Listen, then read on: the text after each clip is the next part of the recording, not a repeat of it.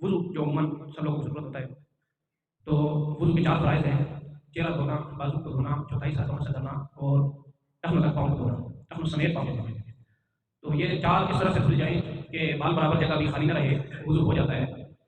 انسان نہانے کے لیے جائے تو نہانے میں کیونکہ یہ چاروں چیزیں دھل جاتی ہیں، پھر اس کے بعد وضو کی ضرورت نہیں ہوتی۔ اور پھر اس کے بعد وضو کے نواقض، وضو کو توڑنے والی جو چیزیں ہیں ان کے بارے میں بہت ساری غلطفہمیاں پائی جاتی ہیں۔ تو نواقض وضو اصل میں آج بیان کرنے تھے کہ وضو توڑنے والی چیزیں بنیادی طور پر 2 قسم کی ہیں: ایک وہ جو کہ انسان کے جسم سے نکلیں، اور ایک وہ جو انسان کے جسم پر طاری ہوں۔ جو انسان کے جسم سے نکلیں وہ 2 قسم کی ہیں: ایک یہ کہ جو پیشاب پخانہ کے مقام سے نکلے، اور ایک وہ جو جسم کے کسی اور حصے سے نکلے۔ تو پیشاب پخانہ کے مقام سے جو بھی چیز نکلے،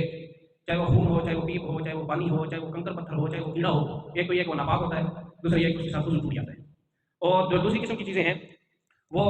جو انسان کے جسم کے کسی اور حصے سے نکلے، منہ سے، ناک سے، کان سے، آنکھ سے، یا ایسے ناف سے، یا ویسے جسم کے کسی اور حصے سے، مثلا خون ہو گیا، پیپ ہو گیا، تو یہ ناپاک ہیں۔ اور باقی جو صرف پانی ہے، منہ سے پانی تھوک نکلتا ہے، ناک سے جو نکلتی ہے، اور آنکھ سے اگر آنسو نکل آئے، کان سے پانی نکل آئے، تو اس کا حکم یہ ہے کہ اگر یہ درد کے ساتھ نکلے، ساتھ درد ہوگا، تو یہ اس بات کی علامت ہے کہ اندر کوئی زخم ہے، وہاں سے نکل رہا ہے، تو اس صورت میں یہ وضو کو توڑنے والا ہوگا، اور وہ جو پانی ہے وہ ناپاک ہوگا، چاہے آنکھ سے نکلے لیکن درد کے اگر ساتھ نکلے، درد بھی ہو، یعنی اس صورت میں۔ لیکن اگر وہ آنکھ سے نکلے نہیں، آنکھ کے اندر ہی معلوم ہے کہ کوئی زخم ہے، پیپ وغیرہ نکلنے لگی ہے، وہ آنکھ کے اندر ہی نکل کے آنکھ کے اندر ہی پھیل جائے، باہر نہ نکلے، تو جب تک وہ باہر نہ نکلے اس وقت تک وضو نہیں ٹوٹے گا۔ اور قے کے بارے میں اصول یہ ہے کہ اگر وہ منہ بھر کر، یہ بار بار منہ بھر کر کہا جاتا ہے، تو اس کا مقصد یہ ہے کہ جو اس کو بغیر مشقت کے روکے نہ جا سکے۔ منہ بھر کر ہونے کا مطلب یہ ہے کہ اس کو مشقت کے بغیر روکنا ممکن نہ ہو، بہت مضبوطی سے منہ یا تو بند کیا جائے، یا خود بند کرے، یا کوئی اور اس کا انسان کا منہ بند کر دے، تو یہ اس کو کہتے ہیں منہ بھر کر ہونا۔ تھوڑی بہت قے آ جائے یا تو اسے وضو نہیں ٹوٹتا، لیکن اگر تھوڑی تھوڑی کر کے اتنی آ جائے کہ اس سب کو ملا کر وہ اتنی مقدار بن جاتی ہے جتنی عموماً منہ بھر کر ہوتی ہے، تو اس سے وضو ٹوٹ جاتا ہے۔ تو اسی طرح وضو میں جو ہے جسم کے اس حصے سے خون یا پیپ نکلے جس کو غسل میں دھونا فرض نہیں ہے، یہ ایک اصول کے طور پہ سمجھنا چاہیے۔ جس کو غسل میں دھونا فرض نہیں ہے، مثلا اندر انسان کے جسم کے اندر کیا اعضاء ہے، اندر جب تک خون رہے اس وقت تک وضو نہیں ٹوٹتا۔ جب جسم سے باہر آ جائے یا جسم کے اس حصے پر نہ جائے جس کو غسل میں دھونا فرض ہے، تو اس صورت میں بھی وضو ٹوٹ جاتا ہے۔ اور کبھی جو ہے نا قے وہ آتی ہے، اس میں کھانا یا خون یا پیپ یا ویسی چیز نہیں ہوتی، خالص بلغم ہوتی ہے۔ اگر خالص بلغم ہو تو اس سے وضو نہیں ٹوٹتا۔ اور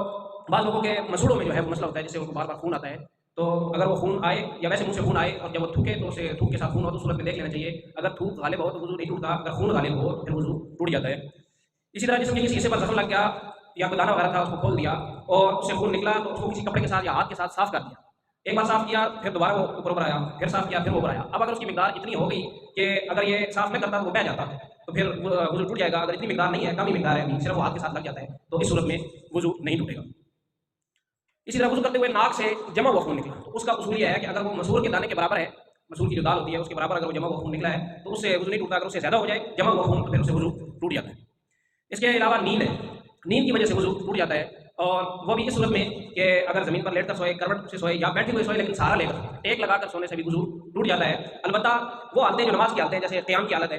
اور رکوع کی حالت ہے، سجدے کی حالت ہے، ان میں اگر سو جائے، یا جیسے تحیات میں بیٹھتے ہیں، وہ مرد جو تحیات میں بیٹھتے ہیں وہ حالت، عورتوں کے تحیات والی نہیں، مردوں کے تحیات والی حالت میں اگر بیٹھ کر سو جائے تو جب تک گرے نہیں اس کا وضو نہیں ٹوٹتا، اگر گر جائے تو پھر وضو ٹوٹ جاتا ہے۔ اسی طرح ایک صورت میں بیٹھنے کی، دونوں گھٹنے کھڑے کر کے ایسے یہ بھائی بیٹھے ہوئے ہیں، ایسے بیٹھ کر اور ہاتھ ایسے آگے باندھ لیے جائے اور سو جائے تو اس سے بھی وضو نہیں ٹوٹتا، تب تک جب تک کہ اتنی زیادہ نیند آ جائے کہ وہ اس کو جھٹکا لگے اور اس کے ہاتھ کھل جائے۔ اگر ہاتھ کھل گئے تو پھر وہ نیند کی حکم میں ہوگا اور اس سے وضو ٹوٹ جائے گا۔